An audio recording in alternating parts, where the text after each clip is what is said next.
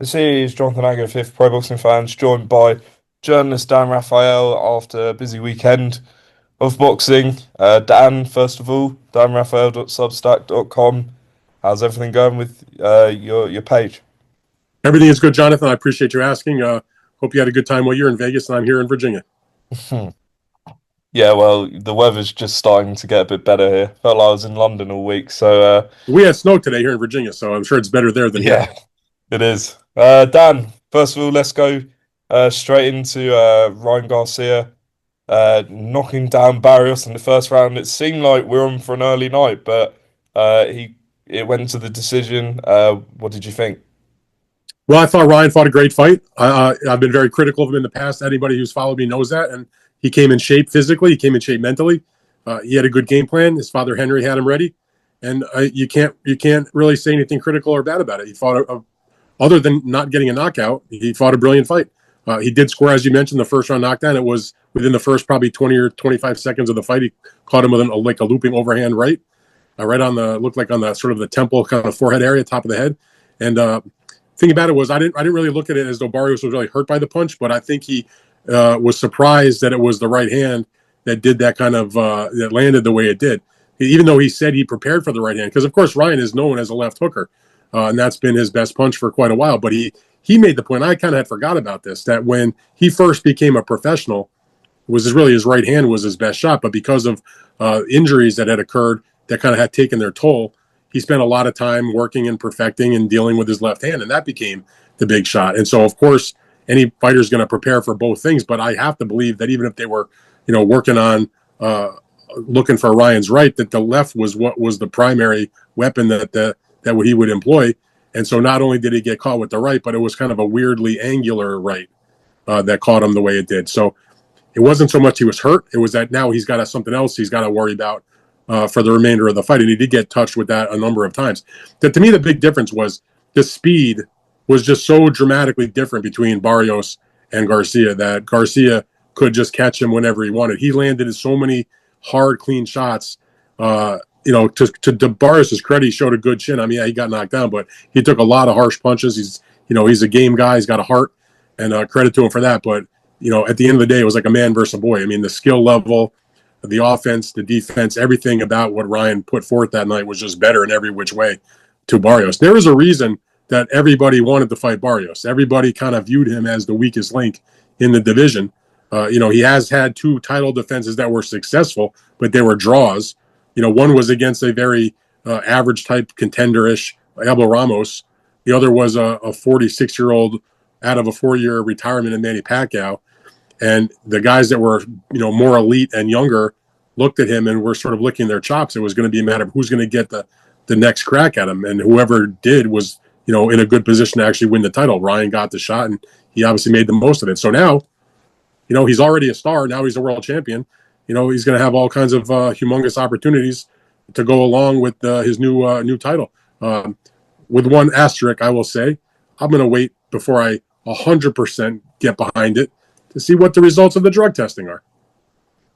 Yeah, we'll see about that. Obviously, Shakur Stevenson was ringside. He called him out.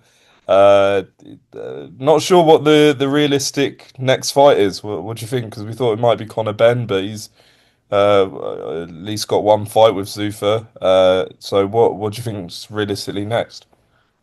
Well, I mean, the Shakur fight would certainly be a big deal. I'm a little skeptical it happens, and I say that only because, first of all, I have no doubt that Shakur and Ryan would both be willing to fight each other.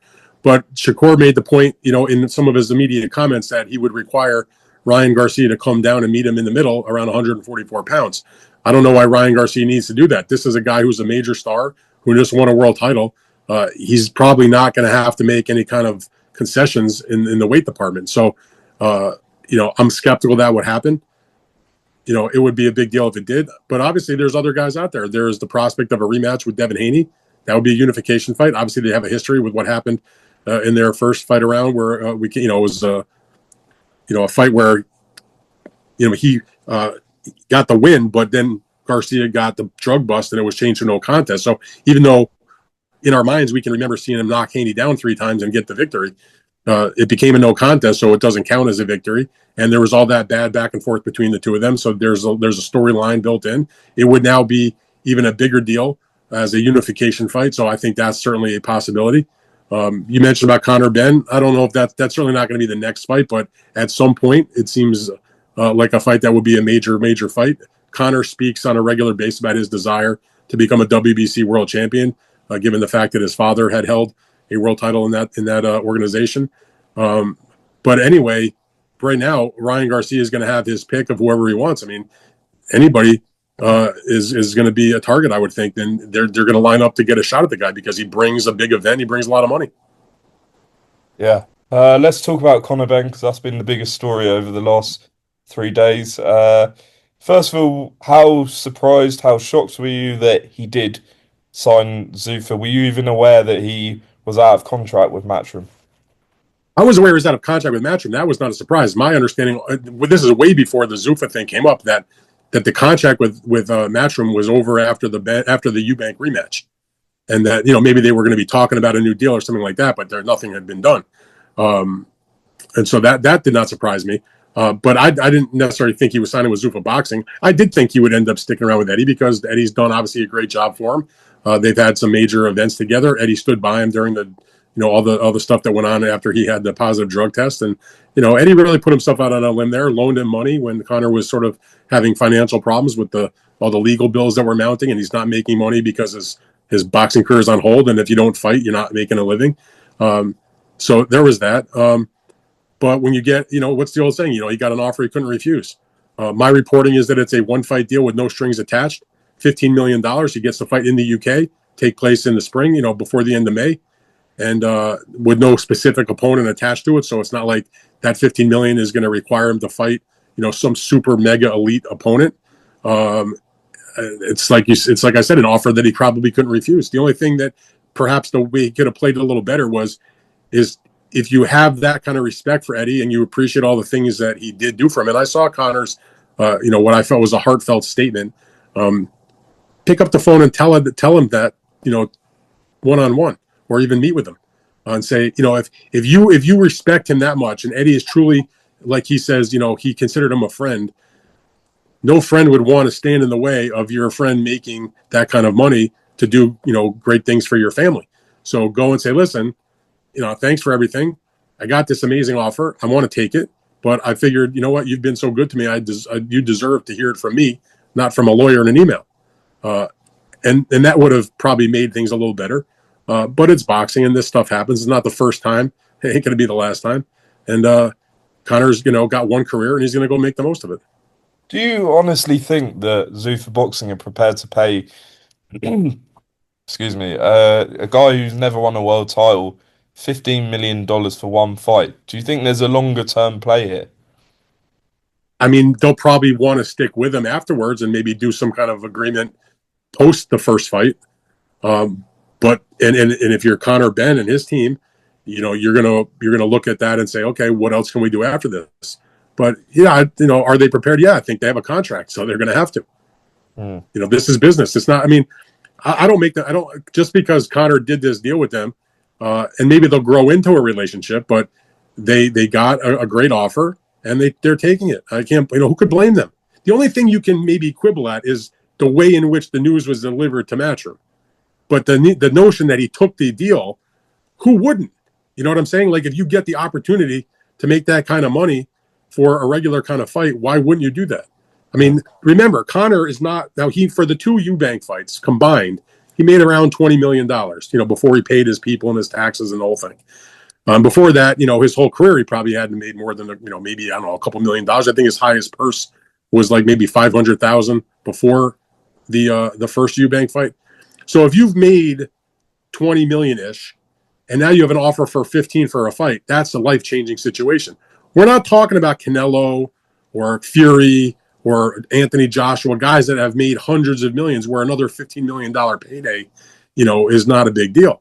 For Conor Benn and 99% of the boxers in the business, you get that kind of offer, that sets you and your family and your grandkids and their kids and your line of succession up for decades and decades and decades. So again, I can't blame him for taking the offer. My only thing is okay, take the offer, but have the courtesy to tell your even though you're not obligated to do so because you are out of contract, but it makes sense to just be a decent person about it and call them up and say, hey, here's what is on the table. I'm taking this offer.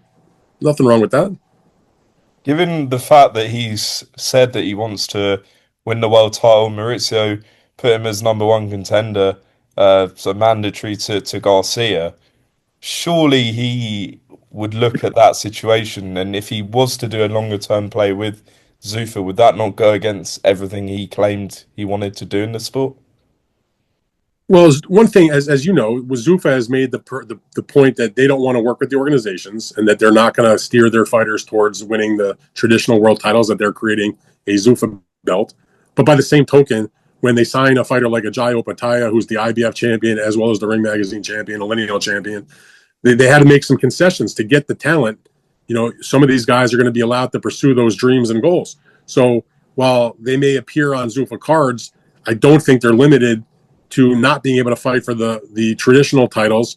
And the way that Zufa will be able to get around that is because Zufa, of course, is tied directly to Turki Al Sheikh and to Riyadh Season and the Ring Magazine cards because of Turkey's involvement in all that business.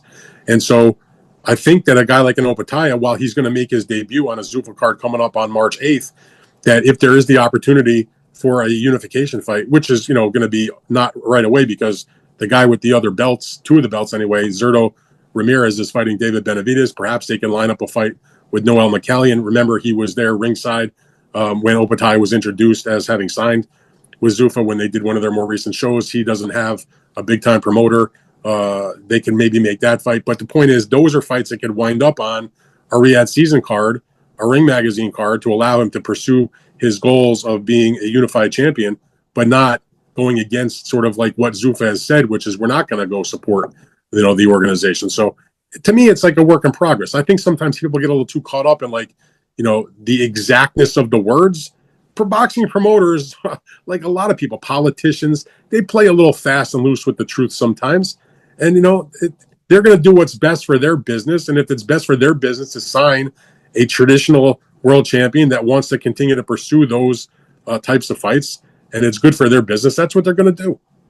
Eddie Hearn, in particular, has had a very close business relationship, I should say, with Turki Al Sheikh over the last few years. Given the fact that Turkey's seemingly more aligned with Dana White now, do you expect Eddie's relationship with Turkey to alter? I know, obviously, he's got. I'm not a fucking psychiatrist, bro.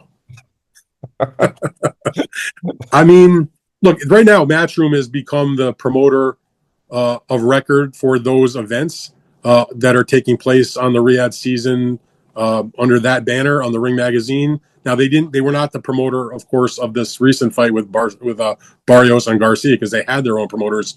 Remember, originally that was going to be between Golden Boy and PBC, and then Turkey ended up buying the show. So they didn't need like another promoter. But when they did the Shakur Tiafimo fight at the end of January, Matchroom was the official promoter. There have been other cards that Turkey has put on where Matchroom has been the official promoter.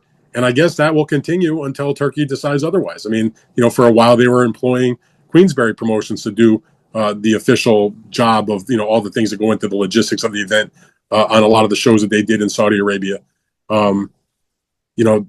He can change his mind, I suppose, whenever he wants.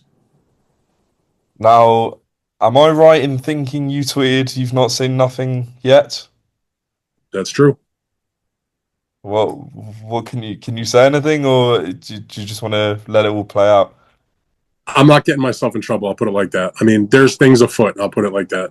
And I'm going to be very, very careful because if I make a mistake, unfortunately, I do it in front of the whole world because I do understand that people look at things I post and write as being accurate. I pride myself in that. I've spent, a quarter of a century building a reputation to always be as absolutely accurate as possible. And I'm not going to fuck up and make a mistake in front of the whole world on this. So I'm not going to put anything out there that's going to jeopardize my reputation. But I have a good handle on certain things that are coming. I'm just not ready to say it 100% because I don't have it. When I write something like that, if I post something, I feel like I have it dead to rights. Like this is happening. Have I been 100%? There's nobody in the history of the world that's been, in the immortal words of Floyd Mayweather, you know, the only thing that God made perfect was his record. Okay, so I'm not going to do anything to put myself in jeopardy. But trust me when I tell you, there's things coming. Okay, we'll watch this space. And you mentioned Floyd Mayweather. Apparently, he is going to make a return to boxing. Are you excited? Not majorly, but there is talk that it could be a Pacquiao rematch this summer.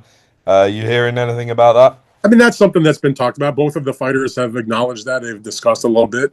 And the announcement that was made on Friday, it was that Floyd was going to come back for the exhibition that was announced against Mike Tyson, which has still not been officially announced in terms of like where and when, although it's pretty common knowledge. I believe it's April in Africa. And then after that is he's going to return to like actual official boxing. In other words, the 15-0 record will be at stake. It'll be an officially sanctioned fight. And Pacquiao, I don't think it's a total coincidence. I mean, he, of course, came out of his 4-year retirement and fought to the draw in the title fight against Barios back in July. But now he has an exhibition fight that's coming up in April against Ruslan Provodnikov. They're doing in Vegas. And obviously, his exhibition and the Tyson exhibition against Floyd are right around the same time frame, which would line them up coming off of those exhibitions, that if they wanted to have a fight against each other, timing-wise, they're both around the same time as far as back in the ring, that they could maybe make that. So both guys need and want the money. That's important. I don't think Floyd is coming back for any other reason other than he needs the money, which is kind of pathetic if you ask me, because here's a guy that grossed literally over $1 billion in his boxing career just in the ring. And in no way, shape, or form does it surprise me that 10 years after his retirement that he's having a little bit of a cash flow problem. And one way to do that is to get back in the ring and do it. There's no reason other than that for him to fight again. He's going to be 49 years old on Tuesday. I mean, guys have fought into their 40s and, even like into their 50s, like a Bernard Hopkins, but rarely is it coming back after a 10-year layoff. And if it is, if you went and take a look at some of the guys that came back after those kind of layoffs, take George Foreman out of the equation, who was still a relatively younger guy when he did make the comeback. It doesn't usually work out well. I mean, let's be honest. There's a reason there's, top athletes, their shelf life doesn't go into their 50s. I mean, that's just a matter of the way the human body is built, I guess.